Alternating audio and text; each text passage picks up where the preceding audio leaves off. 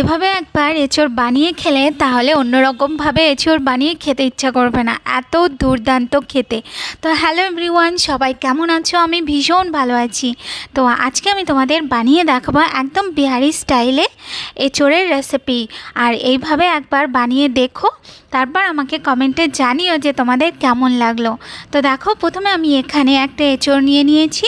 এরপর আমি এঁচোড়টাকে এইভাবে একটু কেটে নেব। এঁচোড়টা কাটা হয়ে গেলে এরপর আমি এখানে নিয়ে নেব বড় বড় সাইজের 3টে পেঁয়াজ, আর নিয়ে নেব একটা গোটা রসুন। এরপর আমি পেঁয়াজটাকে ভালো করে একটু কুচি করে নিতে হবে। পেঁয়াজটা কাটা হয়ে গেলে এরপর রসুনটাকে ছাড়িয়ে নেব। আর রসুনের কোয়াগুলো যদি ছোট হয় তাহলে 2টো গোটা রসুন নিয়ে নেবে। এরপর আমি নিয়ে নেব প্রেশার কুকার, আর প্রেশার কুকারের মধ্যে দিয়ে দেবো আমি তেল। তো এখানে আমি প্রেশার কুকারে রান্না করছি, আর এখানে সাদা তেলের বদলে তোমরা এখানে সর্ষের তেলেও রান্না করে নিতে পারো। এরপর ওর মধ্যে এঁচোড়টা দিয়ে তারপর ওর মধ্যে দিয়ে দেবো পরিমাণ মতো লবণ, আর এখানে আমি দিয়ে দিচ্ছি পরিমাণ মতন হলুদ। এরপর গ্যাসটাকে হাই ফ্লেমে রেখে এই এঁচোড়টাকে 1 থেকে 2 মিনিটের মতন একটু ভালো করে ফ্রাই করে নিতে হবে। 2-1 মিনিটের মতন ফ্রাই করে নিলেই যখন দেখবে এঁচোড়ের গায়ে হালকা হালকা একটু ভাজা ভাজা হয়েছে, তখন এঁচোড়টাকে নামিয়ে নেব।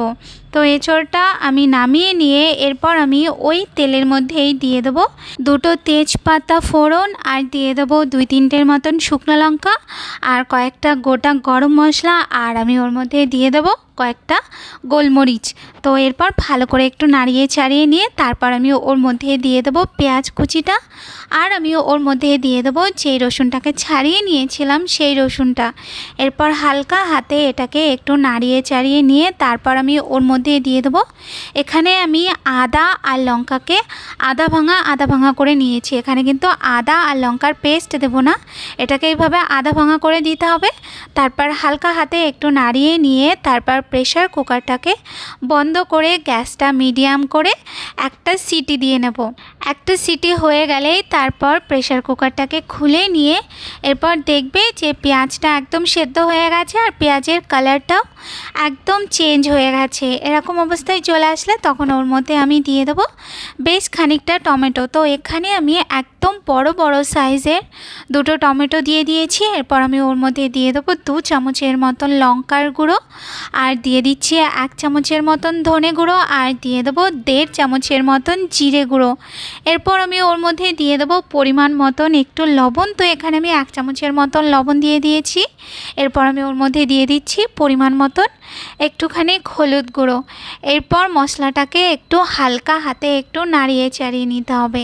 মশলাটা হালকা হাতে একটু নাড়িয়ে চাড়িয়ে নিয়ে এরপর আমি ওর মধ্যে দিয়ে দেবো 1 কাপের মতন একটু উষ্ণ গরম জল। তো গরম জলটা দিয়ে তারপর আমি ওর মধ্যে দিয়ে দেবো, এখানে আমি বড় সাইজে 2টো গোটা রসুন দিয়ে দিচ্ছি।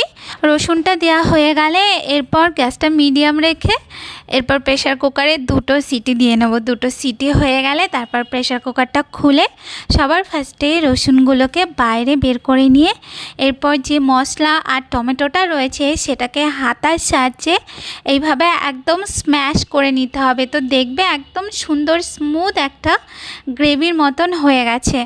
তো এরকম করে নিয়ে এরপর ওর মধ্যে আমি দিয়ে দেবো যেই এঁচোড়টাকে আমি ভেজে তুলে রেখেছিলাম সেই এঁচোড়টা দিয়ে এরপর ওর মধ্যে দিয়ে দেবো 1/2 চামচের মতন একটু গুঁড়ো গরম মশলা, আর যেই রসুনটা তুলে রেখেছিলাম সেই রসুনটা।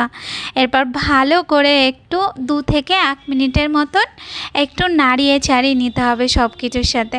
তো ভালো করে নাড়ানো হয়ে গেলে তারপর আমি ওর মধ্যে দিয়ে দেবো এখানে পরিমাণ মতন জল দিয়ে দেবো। তো এখানে আমি উষ্ণ গরম জল দিয়ে দিচ্ছি। গরম জলটা দিয়ে তারপর হালকা হাতে আবার একটু নাড়িয়ে নিতে হবে। নাড়িয়ে নিয়ে এরপর প্রেশার কুকারটাকে বন্ধ করে দিয়ে আবার গ্যাসটা মিডিয়াম করে এখানে আমি 3টে সিটি দিয়ে নেব। 3টে সিটি হয়ে গেলে তারপর গ্যাসটাকে বন্ধ করে দিতে হবে। তারপর ঠান্ডা হলে প্রেশার কুকারটাকে খুলে নেব। তো এই যে দেখো, আমাদের বিহারি স্টাইল এঁচোড়ের সবজি কিন্তু একদম একদম রেডি। এটা একবার শুধু বানিয়ে দেখবে আর খুব কম সময়ের মধ্যে এটা হয়েও যায়। আর এটা খেতে দারুণ টেস্টি। তো রেসিপিটা কিন্তু অবশ্যই ট্রাই করো আর আমাকে জানাতে ভুলো না যে তোমাদের কেমন লাগলো।